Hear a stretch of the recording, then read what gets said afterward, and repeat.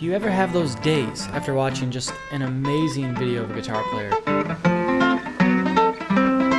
And you get super inspired, just that eager feeling like, I'm gonna learn the chords, I'm gonna learn all the chords, I'm gonna master the fingerboard, and you get a book like this. It's like, never mind.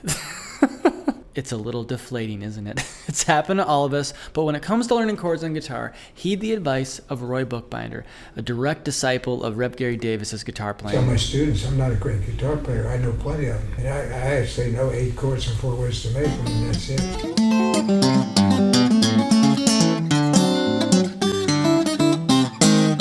Now, when I was learning guitar, I was a sucker for those beautiful, lush chords with names like sharp 11 and add 9.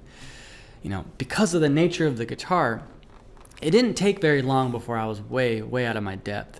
And this is coming from a person who was well studied in jazz theory as a bass player before I even came to the guitar. But this instrument is it's a totally different animal. And I'm sure you've experienced this as well, is when you start to stuff your head full of names and categories, it's kind of hard to freely play music in the moment. And then I remember discovering players like Reb Gary Davis and Lonnie Johnson.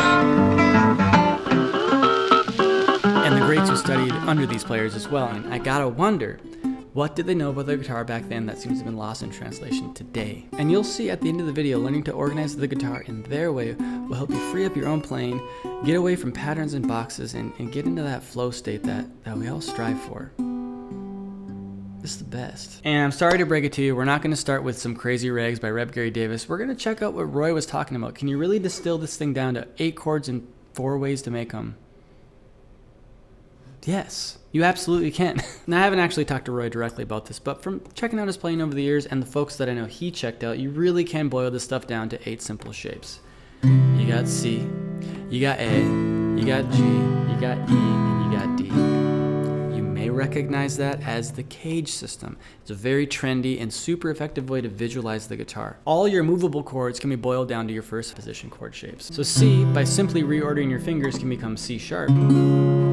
D, D sharp, and so on. A can become A sharp, B, and so on. G can become G sharp, A, and so on. E can become F, F sharp, and so on. And D can become D sharp, E, and so on. But this is not going to be a video on the cage system, nor how to use it, but there is a ton of evidence of players from early recorded guitar music using first position chords up the neck. If you ever heard this sound, right, that's the upper structure of this movable A shape. Now, were our heroes thinking in cage terms? Very doubtful, but it is a really nice way to organize these shapes and pull up familiar names when you need to. So you might be saying, hey buddy, cage, that's only 5. Well, there's also the minor ones. Aid? I wish there was a better acronym for it, but you know, aid, you got A minor becomes A sharp minor or B flat minor. You probably recognize that shape.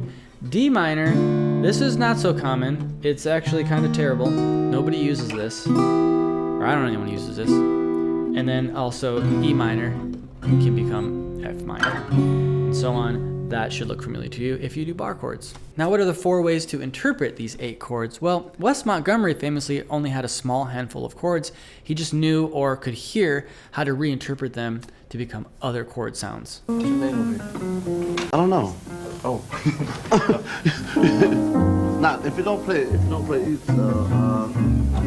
you have to play where it will come out. But if you're talking 4, specifically 4, there's a really cool thing to unpack here. It speaks to the cultural relevancy of the chords almost as much as the names.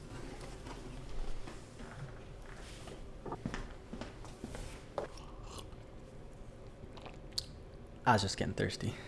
It gets a little dry talking to you. We talked about 8 chords. Of those 8, there's only 2 types, major and minor. Now, each of those types has 4 shades.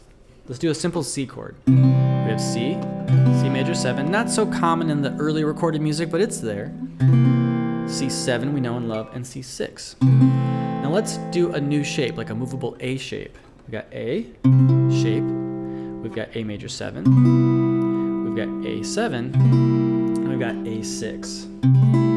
that will sound to our ears like C, C major 7, C7, and C6. We could take that up to its upper structure as well and play it like there. There's the major 7, there's the dominant 7, and there's the 6. Those are our 4 shades. You could do this for all 8 chords. You can do it in the upper register, the lower register. It doesn't matter.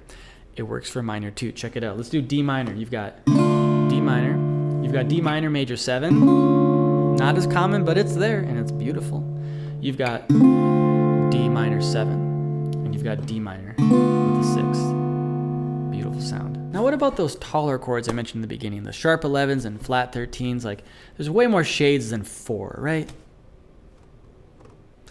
Hear me out. Now it is true, of course, in jazz and more modern music, we've gotten really out there with complex harmony. It's also true that early recorded music has plenty of complex and crunchy chords as well. Think about Big Bill Broonzy's Hey Hey, this chord here. You could call that a sharp 9, 13 chord.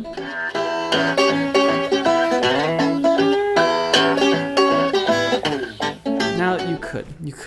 But there are also several reasons why you wouldn't, right? Again, now this chord, this Hey Hey chord specifically, it's kind of an anomaly, right? It's not common.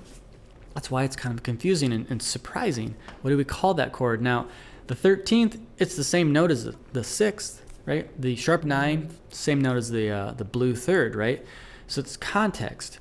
The 6th chord is more common in blues, and thinking about things as a flat 3 is more common in the blues language. Now I hear you. The 13th and the 6th, they're the same alphabet letter, but they sound different. Of course they do. That's not what I'm saying. As far as keeping things simple, it becomes a matter of redundancy and also a matter of who you're speaking to, a matter of dialect. What is called the 9th chord in jazz, it might just be thought of as a passing note inside of a chord in folk music. It's the same reason why classical musicians and jazz musicians argue over the same sound. They're speaking 2 different languages. To further illustrate this point, because I know a few of you are going to bring up a few common chords that I glossed over. Diminished, half diminished, altered. These are very common chords of the times. Well, you can still utilize these really simple shapes if you're clever. So if you wanted like that half diminished sound, let's stick in the world of D, play a D minor, put a B in the bass. You have B half diminished. If you wanted to play a fully diminished chord, take that D7, put E flat in the bass, that becomes E flat diminished. Of course, you can move that around. If you wanted that altered sound, take that weird D minor major 7 chord, put an F in the bass. There you go. So you don't have to do that. But you could, if you were clever. If one was clever, it really is just 8 simple shapes and 4 ways to play them. I'm sure I'm missing some chords, but it'll get you a long way. Having an understanding of 8 chords and 4 ways to make them, while it does give you a shot at some fretboard fluency, it doesn't teach you any language or give you anything to say, which is exactly why I've made a series called Alphabetical Blues. We go through the 8 common keys of the folk guitar and learn some great tunes that make those keys sound like music. So I got a little video series going on here. You can check it out. I'll leave a link in the description, and I hope to see you there.